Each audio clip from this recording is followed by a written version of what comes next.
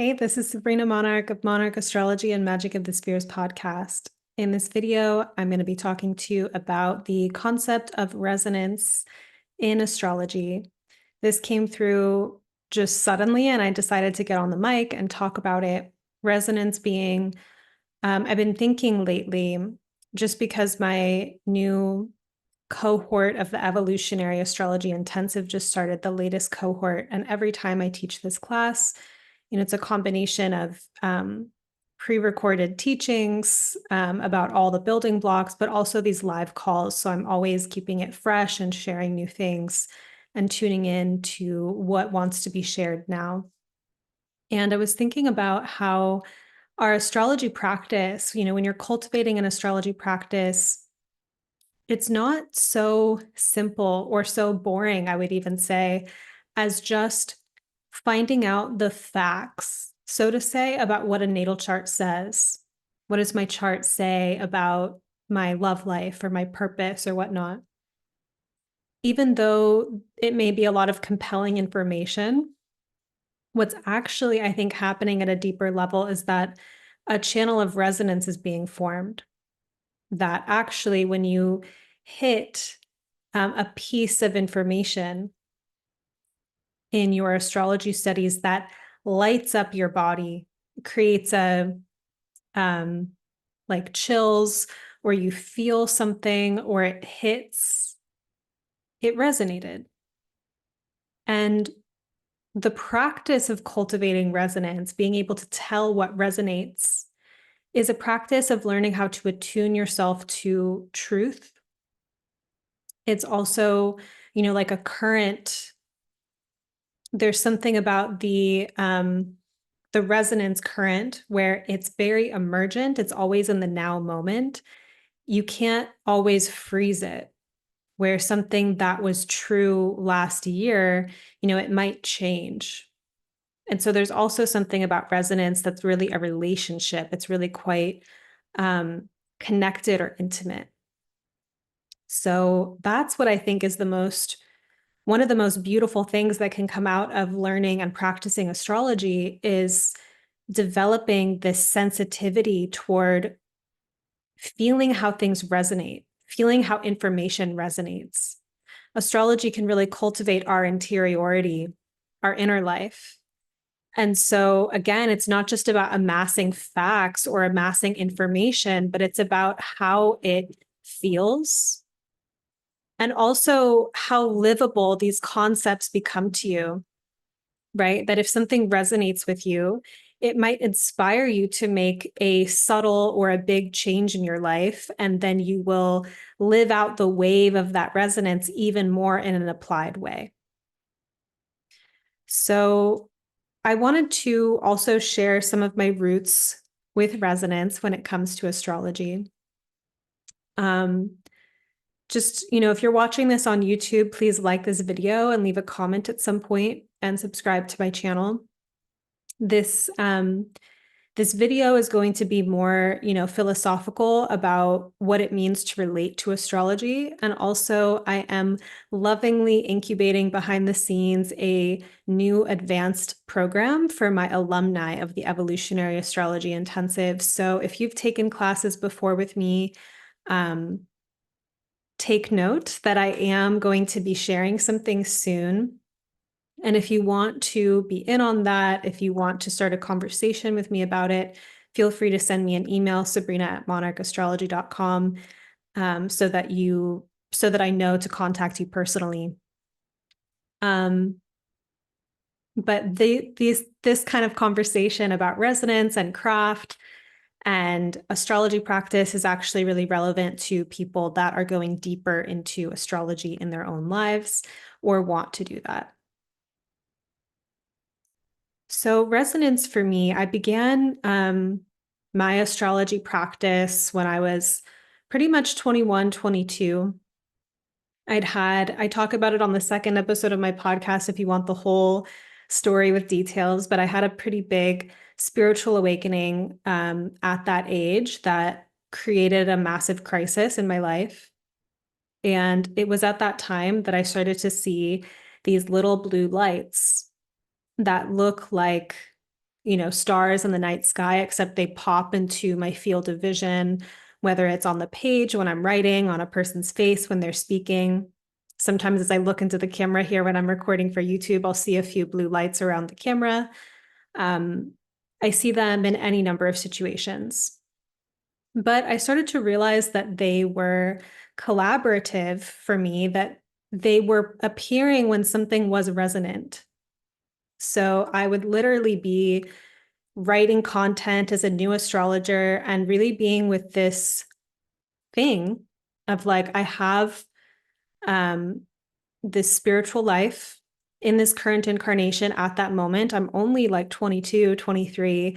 What am I supposed to broadcast to the universe about, like, or to the public collective about what's happening right now, or wisdom, or anything like that, or how to read charts? So I would sit with my understanding of the symbols, what I was reading in a natal chart or for the collective for a transit. I'd sit with my ideas. I would test ideas out on the page and see where I got the blue light. And when I was younger, I really, kind of depended on these blue lights in some sense for my work. They would sometimes hover over the publish button, giving me the confidence to publish. But they also helped me in a psychic way basically verify what was resonant so that when I delivered information through my content or in a client session, that I had, talked about it with my council of blue lights, basically. These days, I still see the lights, but they're not as, I think I've internalized, or I'm like post Saturn return. So there's a sense that I don't look to them as much to feel okay. Like I'm just kind of in a flow, and I generally can feel in my body also when what I'm saying is resonant or not. And it's different now. But I had this root, basically this origin to my practice, literally about resonance, because it was basically attuning myself to this flood of blue lights that I wanted to live inside of as much as possible. And they kept, guiding me to the right places. They didn't always guide me to perfect situations. Sometimes I would have, challenging life situations that the lights had been part of leading me to. And I couldn't understand it then. And now I understand that following the current of resonance or truth in our lives doesn't mean that it takes us away from conflict or danger or the responsibility of our own initiations. It does take us through our material. So it's not just, the blue lights, it's very glamorous, it's very enchanted. It was one of my favorite parts of being alive. But it didn't like protect me from living a life. I just want to put that out there. It did guide me, however, to be able to feel my soul's call in the moment, and also to be able to tune in to other people.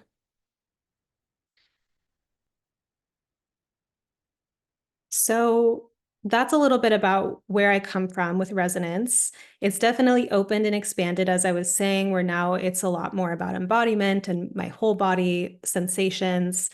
And it's also about relationship with my clients, because when I'm reading a chart, the other person is there on video. Usually I do readings over Zoom, or it might be in person.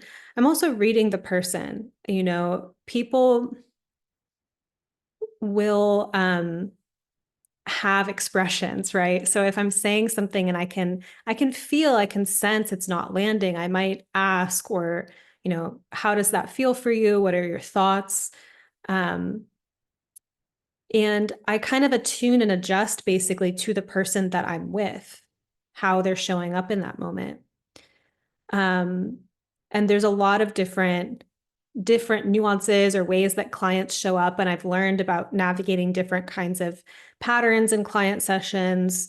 And generally, there's like a spark of aliveness inside of the exchange. It's a live dialogue. And so I'm very much also reading the person and kindling something in our conversation together. not just, it would hurt, it would not feel good in my body to just talk at a person and not also be in rapport or resonance with them. And that doesn't mean that I don't tell people challenging information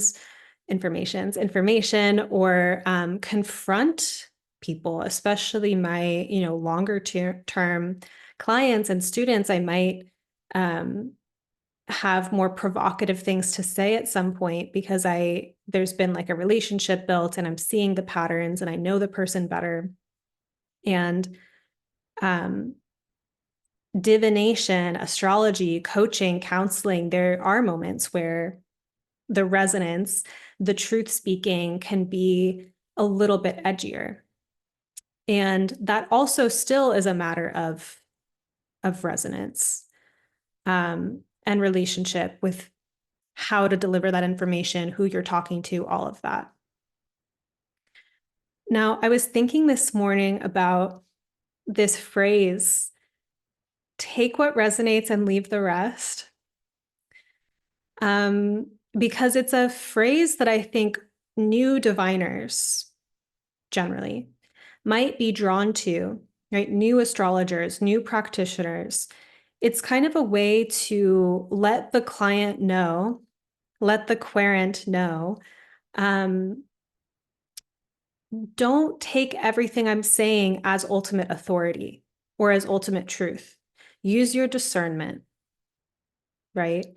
Which I think it's an interesting, there were a lot of things I want to unpack about this actually. Because there's many different ways to hold an interaction as someone who's like delivering information to one, be an internal relationship and rightness with what level of knowledge and authority do you have? Because, something that I did early on for giving readings, I did a lot of like low cost sale kind of readings as a new practitioner. It was like $30. And for some amount of time, I was doing like 20 or 30 of them a week, seeing 20 or 30 clients a week, and letting people know in my, advertising for these readings of like, I'm a really good astrologer, I think, but I'm new, I'm young, I'm building my practice, and I want to do a lot of chart readings. I have the energy for it. And yeah, I'm new. I'm new at this. So I would read for people, and basically the honesty that I had about like, I'm a new and budding astrologer, like my career is just starting, created like a level of, I think, like security in the interaction because I wasn't putting on a front. I wasn't putting on like a glamour, pretending to be something I wasn't. I was honest. And usually in client sessions, I do say something like, this can be a dialogue. I would love to hear how this information is landing for you, what resonates, what doesn't resonate with you, and we can talk about it. So I'm already letting the client know at the beginning of the session that this is a dialogue.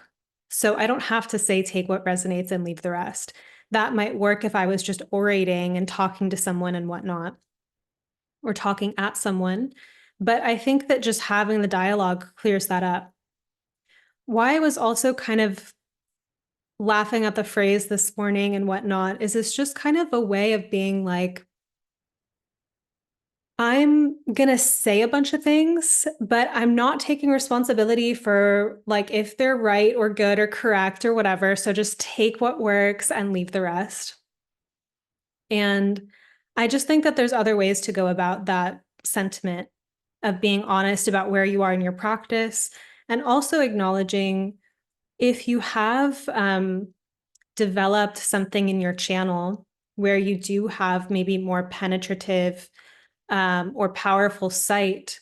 Sometimes people are coming to diviners, astrologers, and whatnot to have a more powerful or even kind of like charismatic experience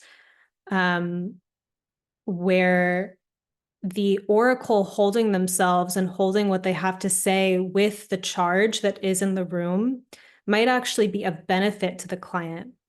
It's not of benefit if it's a charlatan game or you're just kind of saying something and making it theatrical, making it sound profound, but you're just talking out of your ass or something like that. I think when you have developed a really strong channel as a psychic, as a astrologer or whatnot, that delivering that potency of what you see, you can stick the landing. You don't have to be like, I'm just throwing this out there.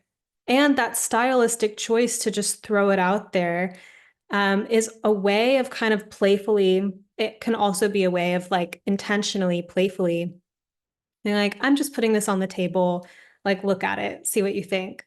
Like these are all literally just stylistic choices about how to deliver astrological information.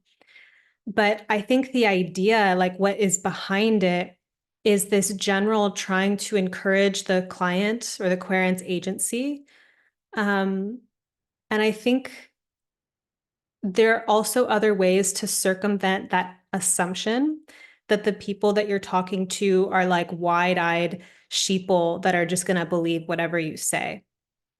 For example, on my channel, I don't talk to the people in my audience. I don't talk to you as though you're lost, aimless souls, and I'm like shepherding you to the light and to the wisdom or something like that. That feels like really weird. I don't necessarily want to magnetize that type of person. I speak as though you're already like a grounded, mature, intelligent person. And that's who I attract in my audience. And so, again, I don't have to encourage you when I'm delivering information to take what resonates and leave the rest, because I assume that you have that discernment. And that assumption is intentional in some sense, because if a person also does kind of come at me with that, like, not discerning, like kind of projecting some kind of guru thing onto me, my art inside of that is to not validate that projection.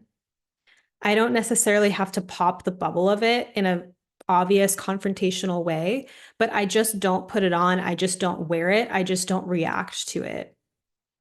And I don't, so it's like navigating those things. This is why when it comes to giving astrology readings, it can be a lot for people to start out with, because you're not just reading the chart or giving information, you're navigating a lot of little subliminal dynamics that are archetypally present inside of any encounter through space and time where someone has had a question and they're going to, an oracle for an answer. This is why I really like the book The Soul Speaks by Mark Jones, because he talks about the psychology that's present inside of being an astrologer, being someone who's delivering astrological information, and just kind of what dynamics that brings up in a client session.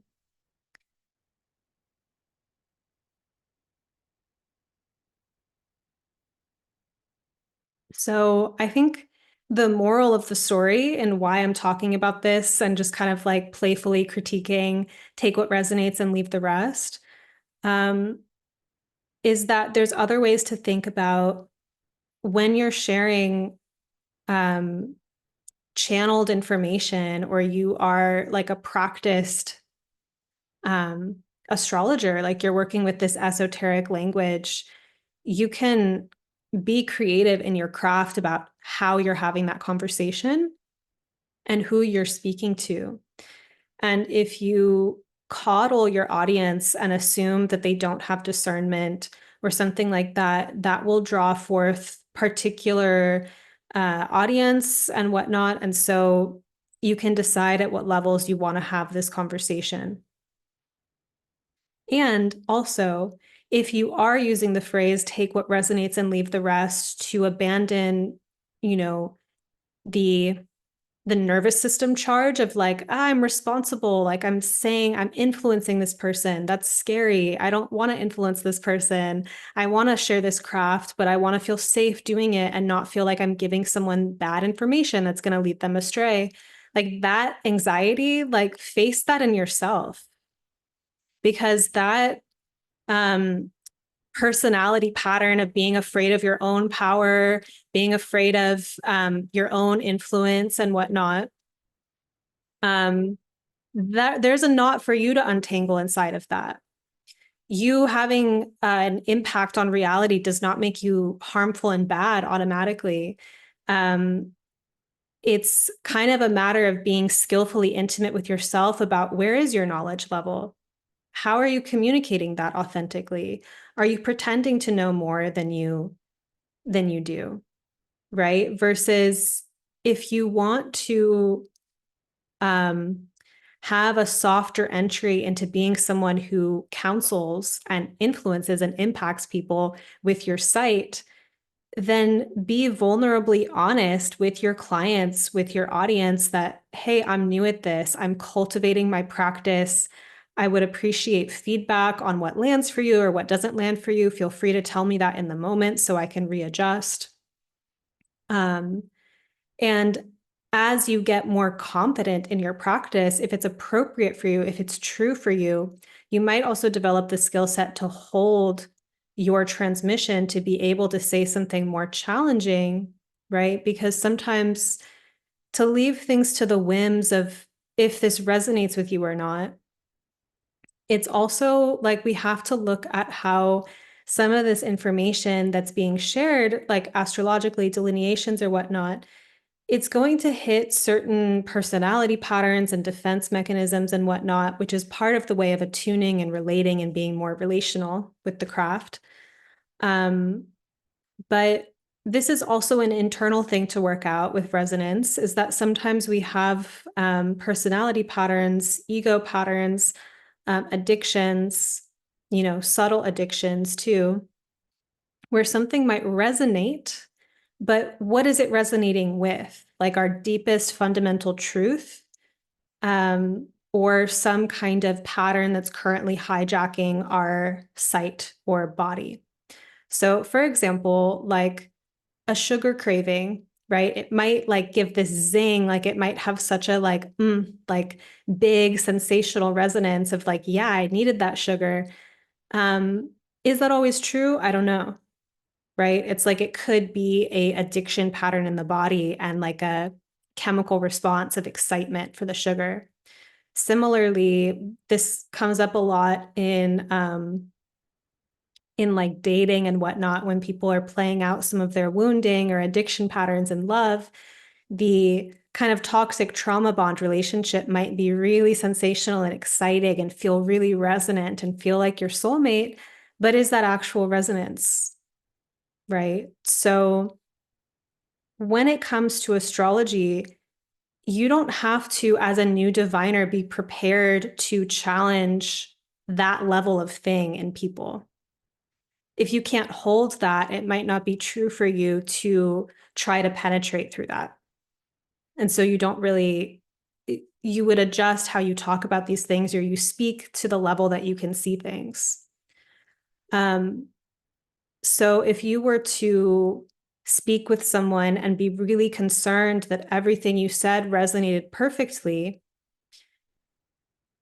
you might, it depends who you're talking to, how open they are to being challenged, how much they want you to validate certain things that might not actually be very true, and how you navigate that.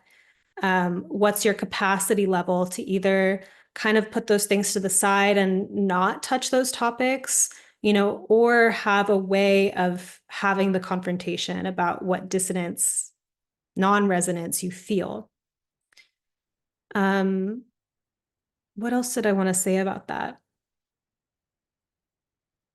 Oh, that when it comes to a deeper practice of astrology, I think a lot of people do actually, who are on this path of seeking deeper truth and real resonance, like this sensation of being read for filth, right? Like that kind of like, ooh, that hit, like read me, tell me, like roast me, it's like, and sometimes that can be very impersonal, actually, like if that happens through a book. This is why I love like Astrology for the Soul by Jan Spiller or Jeffrey Wolf Green's Pluto Volume 1. There's delineations in those books that just people feel read to filth by, and it's like it's in a book, right? And that resonance is really interesting because it's high power resonance that's coming in, and it may be challenging some parts of your personality or ego, but a deeper part of the self is like relieved inside of that, because it's like finally something cut through this layer of like false stuff I had on top of the truth. And so this kind of like take what resonates and leave the rest, I think, is a really soft entry. It's kind of like putting on gloves and being really careful. And it sometimes takes on this guise of like, I'm not pretending to be a guru, like I'm not pretending to have authority. I want you to have your own authority. Like, and I think that sometimes it's really inauthentic, honestly. I think it would be more authentic to just be straight up honest about where you are in your skill level as a practitioner, know what territory you're willing to talk about and hold in the chart, right? Versus what you're not capable yet of challenging because you don't have the sight, or you can't hold the confrontation, or you don't have the trust developed with the person. It's not appropriate for you for whatever reason. So that you're not throwing a bunch of things out there that you're also claiming to not be totally responsible for, because take what resonates and leave the rest, right? Like kind of this almost like infantilization thread of the client,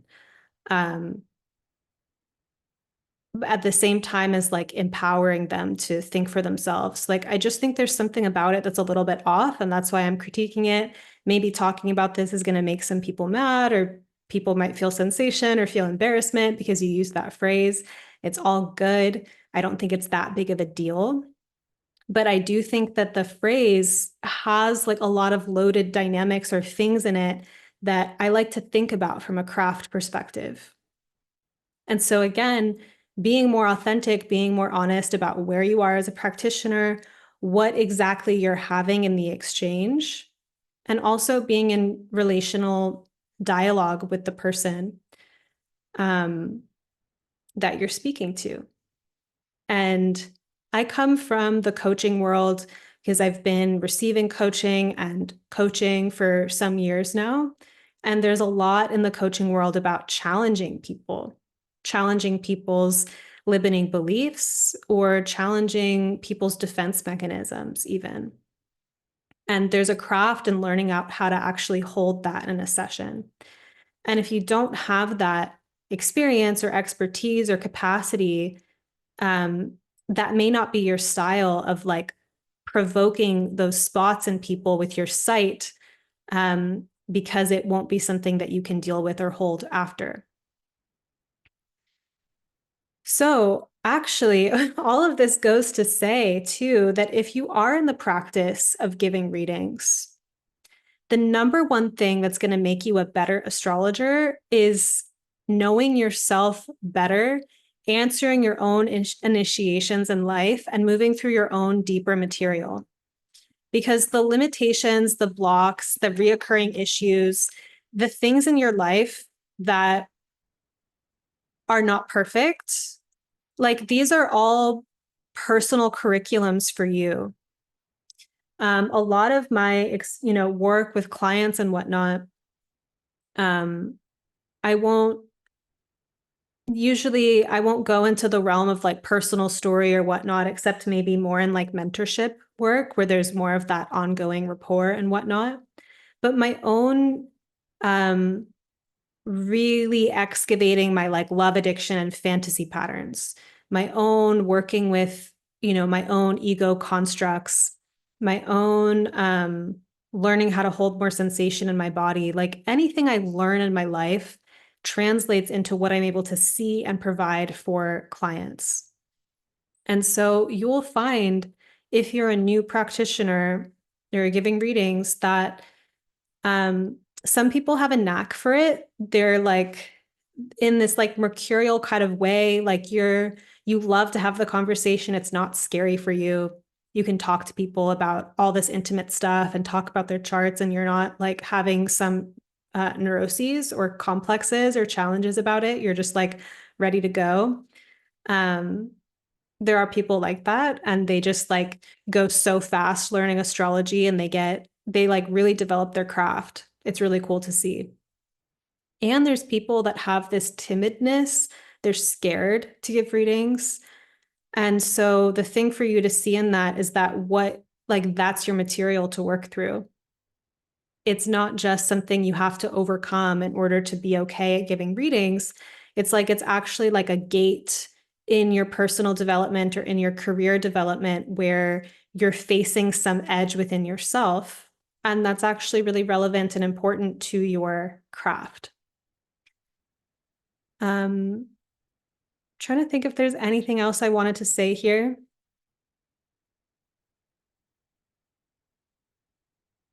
Let me feel into it.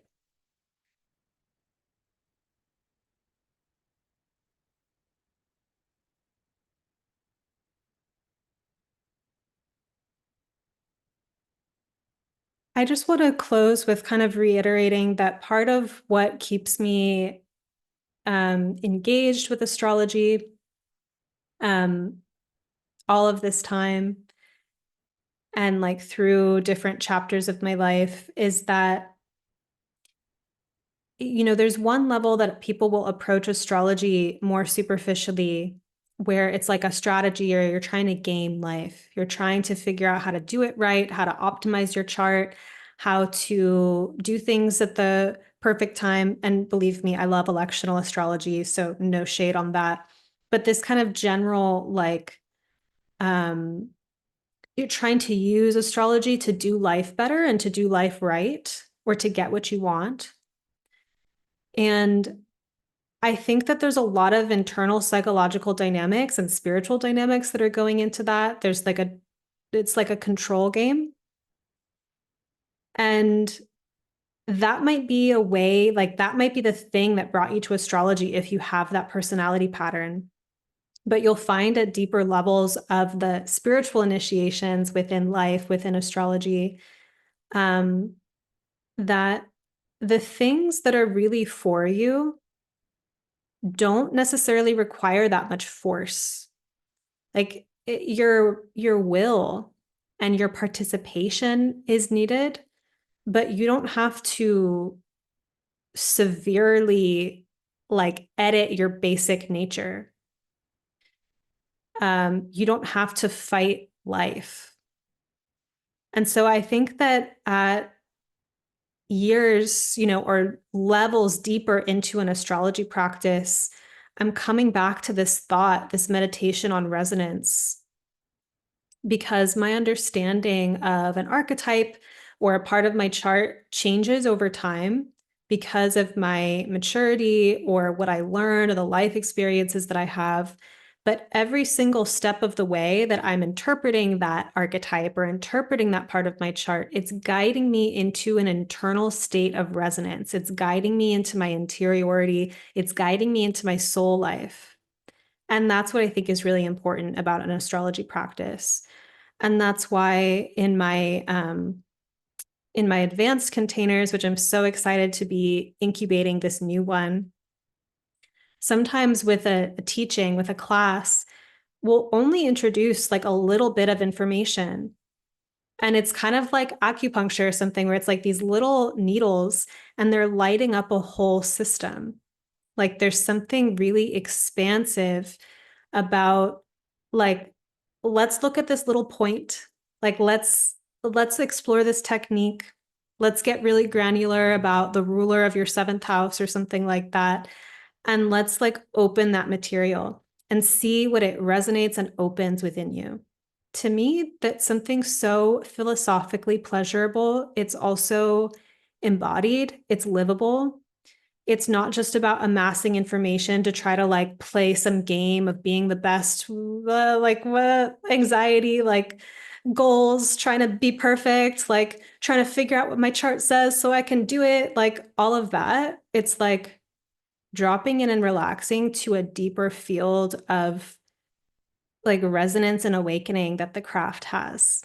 That's what I'm really passionate about lately.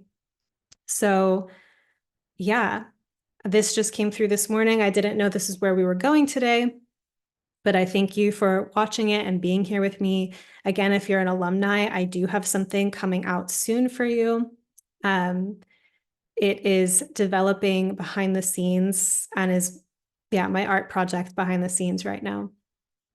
And if you want to be in the know about it, I will be communicating directly with alumni probably. But if your email has changed or you haven't studied with me in a while, I've been teaching this intensive for like 5 years now. So much has changed during that time. And these alumni courses are really profound, expansive, salon, magical experiences. I'm really excited to be having another one. And I've just been really sitting and feeling with the spirit of like, why am I doing this? Because it's actually not about, there's techniques or there's information as part of the course, but it's not the information per se that I'm serving or in the deepest service to. It's the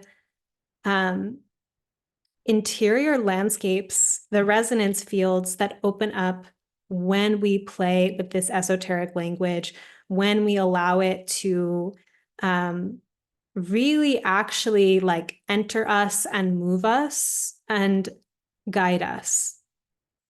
So thanks for being here with me. Leave a comment. Let me know what you thought about this. I will not dare to say take what resonates and leave the rest, but I had to as a joke. Yeah, thanks so much for watching this. And I would love to hear what you thought in the comments. Thanks for tuning in.